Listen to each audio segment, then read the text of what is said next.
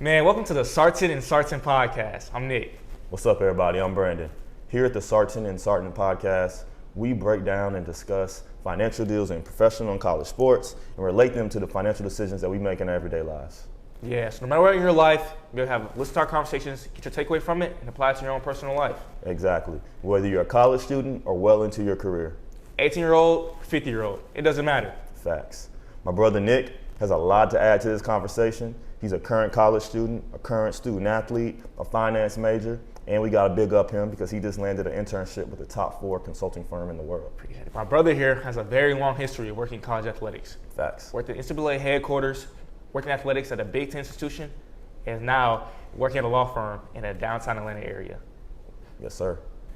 Now, what's been on your mind? Talk to me. What's been going on? So one thing I saw that I thought would be good for us to discuss was the Lincoln Riley situation. It happened a few weeks ago. But why don't you break it down for everybody who doesn't know who Lincoln Riley is and what happened? Okay. Lincoln Riley is a premier college football head coach. He's been in Oklahoma for the past 3 or 4 years, and he just signed a contract to go to USC on a $10 million deal each year.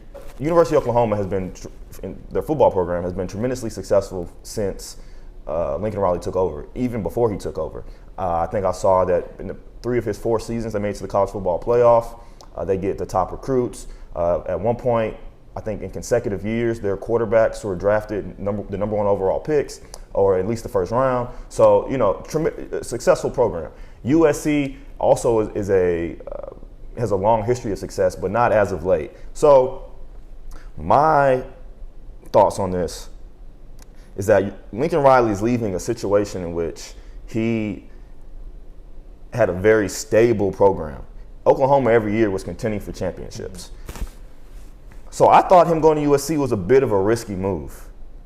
And it really made me think about my personal professional journey. And I think this is something everybody has to go through.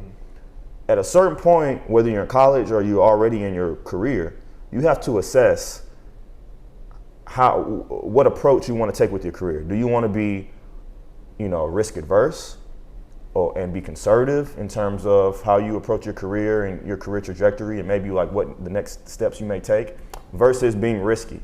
And I think what the conversation I really wanted to have is how do you balance that? How do you find that middle ground of not being too risk averse versus being too risky? Because I think both will hinder and stunt your career development. You have to find that sweet spot. And how do you do it? And do you think he did it? Okay, so first of all, when you're dealing with these issues of new jobs and new situations, you have to be very strategic in your thinking, which I understand. You have to be able to, see what benefits and what cons you have in both situations, not only with your future employer, but with the one you're currently at. But I would say, what is risky? Like, you have to be able to detail what is in my control. I feel like when you look at something that's risky and what's rewarding when it comes to the financial freedom and in your job, in the job world, you have to look at, am I in control? Does my own skill directly correlate with my personal success? That's what I think. And I think when it comes to Lincoln Riley in this situation first, his success is not always directly correlated because he's dealing with players and college athletes. Yeah. But he's a good coach, know. And I think, and I know from as a college student athlete in the corporate world, most jobs your skill directly correlates with your success. So what is the risk behind that? I think that the only thing in the financial world right now that you have that's risky is you look at stocks. The professional world, financial. Yeah, I got you. Go ahead. I think that you look at stocks. Yeah. Sports betting, gambling, those are risk. Yeah.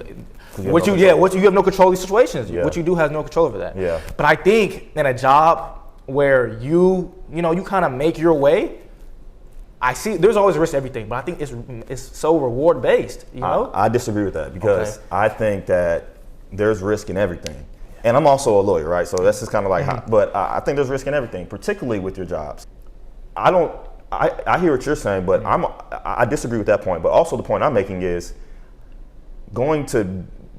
deciding which place you want to go in your career or which organization you want to work with is a time in which you have to decide or balance being risky or versus being too risk averse, because some organizations are safer than others. Some career paths are safer than others. So like making that decision, you have to assess what's the long-term game, what's the short-term game, which one gets me there. And I think, like I said, being too far left or too far right, too risky, too risk averse, you're gonna stunt your career growth. how do we find that sweet spot? But you're saying you don't think that exists in the professional No, world. I think it does exist. No, I feel like there's a lot of outside a lot of outside things that come into play, to mess up what you got going on. But I think that my main point is, and I think my biggest point is, I feel like that when it comes to riskiness and rewards, I feel like that being confident is a number one factor in that. I feel like being confident in your skills and being able to analyze your own skills. I think the analyzation of your skills and see, can I do this? Can I not do that? I'll give you an example for me.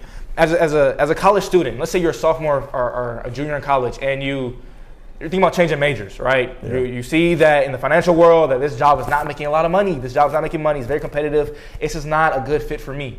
And you find a major that maybe is very, very marketed. People really want to have it, and it makes a lot of bread in these days. I think that you have to look and analyze. Can I pass these classes? Do you think I would be a good fit to be able to do this job for a very long time and make money from it?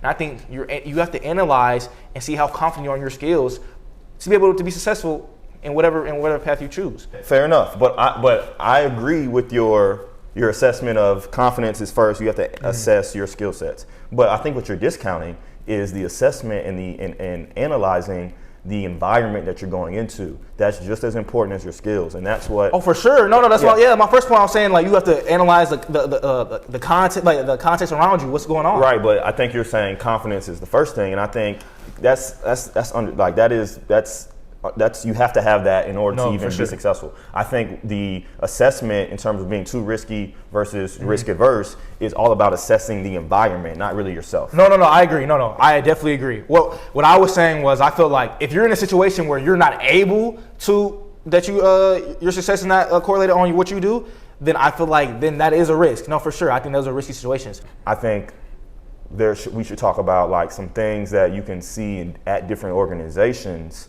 that, and I think yours is one of them, that will allow you to, that makes you think, okay, even though that this is quote unquote a risk, I'm hedging my bets by doing this because they show me some green flags. No, but I get your point though. I feel like looking at the external noise, everything that's going on outside of what you can control is very important. I think that's why that's your first step though. That's my first step. You look at those things to be able to see if you're going to be risk adverse or you're going to be a little more risky. So I think. Well, I'm saying, how do you determine whether this opportunity is too risky or whether it's too risk adverse? Okay.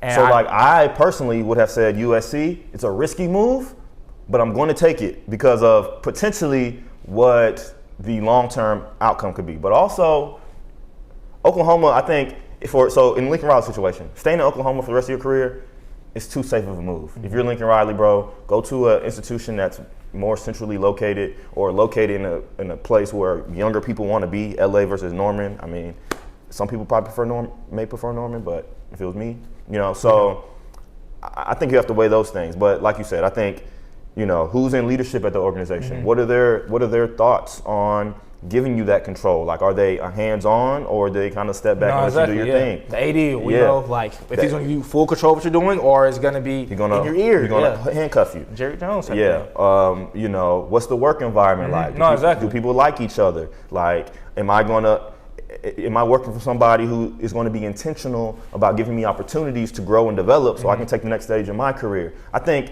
you can take a job, it makes less money, but if you're working for a supervisor or a leader who is going to be intentional about pouring into you and giving you opportunities to grow, then I think, although that may be considered risky, I think that's the time in which you find that balance and go ahead and take that move. No, I agree. Long term. I agree. I think we're on the same page. Analyzing your work environment comes firsthand in this conversation. Yeah. Seeing, the outside, analyzing the environment and see where you fit in is so important. I think that's the first thing that you do in these steps, which I would agree. Yeah. And then it that defines what is risky move, what is not after the fact. I would agree on that situation. Okay. So in summary, we would say that in situations in which you're deciding in your professional life, or if you're a student deciding which career you want to go into, how to make sure that you're finding that balance between making risky decisions, because sometimes, no risk, no reward, versus playing things too safe.